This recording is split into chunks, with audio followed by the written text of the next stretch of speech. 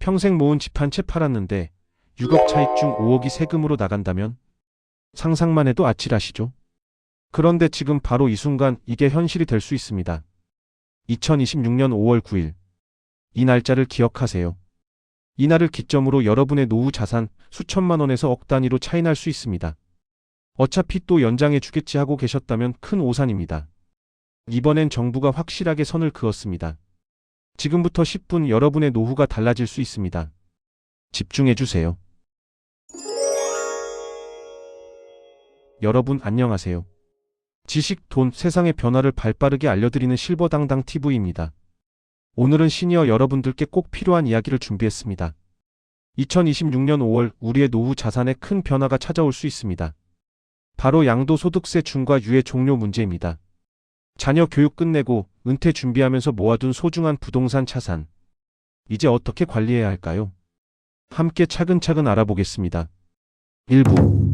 왜 지금 이 문제가 중요할까요? 여러분 혹시 이런 생각 해보신 적 있으신가요? 일 그만두면 연금만으론 부족하니까 집 한 채 팔아서 생활비 보태야지. 자녀들 독립했으니 큰 집 팔고 작은 집으로 옮겨서 여유 자금 만들어야지. 그런데 말입니다. 정부가 이번에 분명히 했습니다. 양도세 중과 유예 더 이상 연장 안 합니다. 2022년부터 매년 연장해 주던 이 제도가 2026년 5월 9일에 끝날 가능성이 커졌습니다. 이게 왜 중요하냐고요? 여러분이 평생 모은 자산을 현금화할 때 세금이 몇 배나 달라질 수 있기 때문입니다. 노후 준비의 핵심인 부동산 자산 관리 전략을 지금 바꿔야 할 수도 있다는 얘기입니다. 2부. 양도소득세 중과. 도대체 뭐길래? 양도소득세.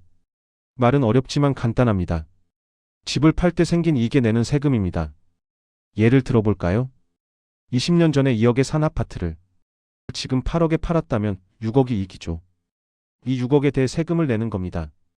원래는 6%에서 45%까지 이익 금액에 따라 세금이 붙습니다. 그런데 문제는 여기서부터입니다. 조정 대상 지역에서 집이 2채 이상이면 중과세율이 붙습니다. 2주택자는 기본 세율의 20%를 더 내고 3주택 이상이면 30%를 더 냅니다. 지방소득세까지 합치면 최악의 경우 70에서 80%까지 세금으로 나갈 수 있습니다. 쉽게 말해서 6억 차익이 났는데 5억을 세금으로 내고 1억만 손에 쥐는 상황이 올 수도 있다는 겁니다.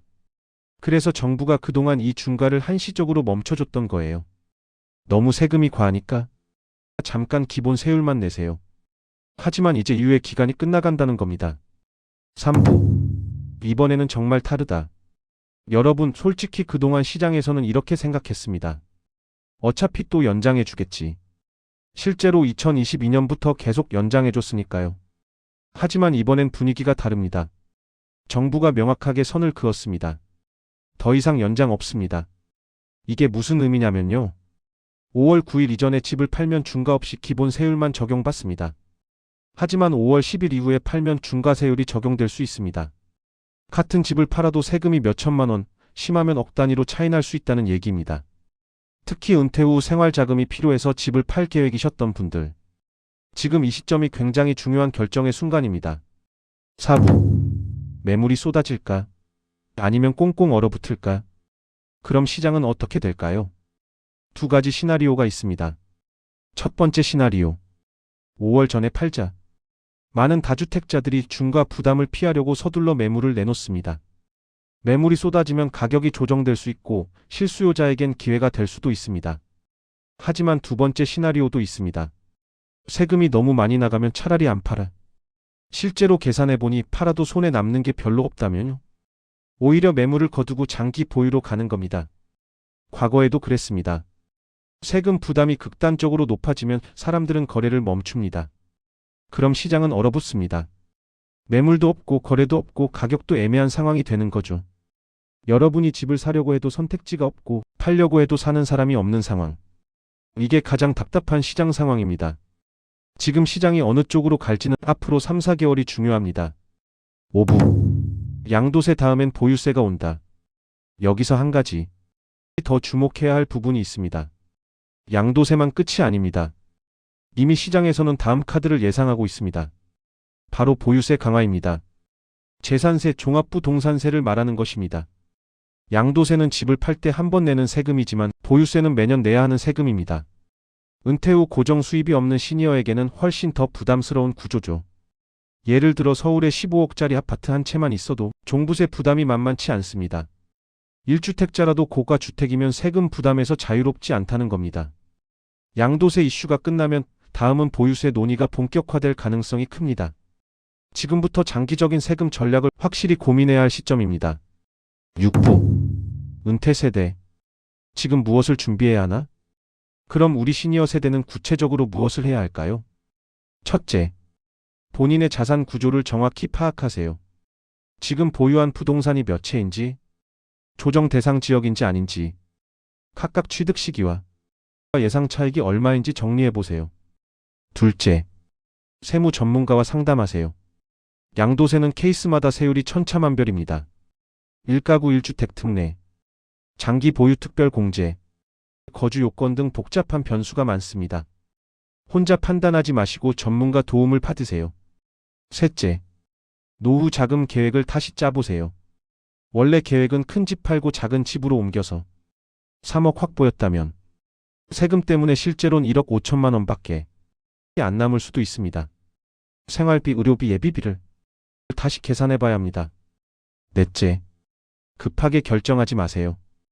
5월 전에 팔아야 한다는 압박감에 헐값에 매도하는 실수를 하지 마세요. 정말 필요한 매도인지 아니면 보유가 나은지 신중히 판단하세요. 다섯째, 가족과 충분히 의논하세요.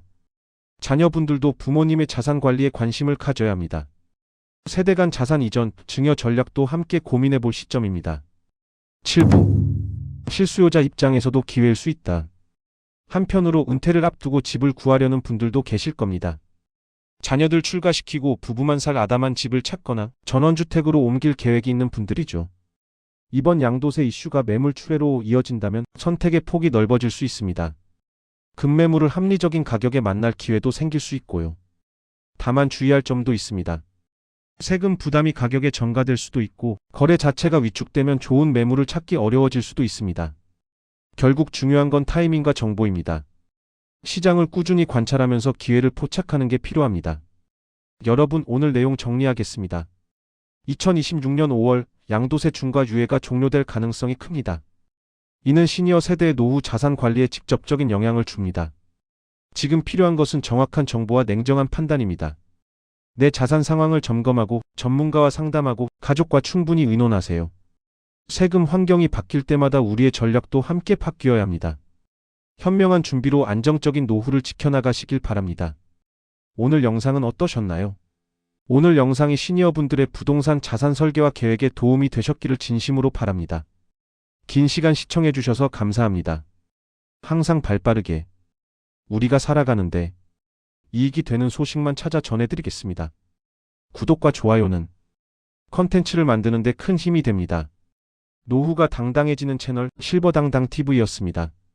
오늘도 당당하게 행복하게. 감사합니다.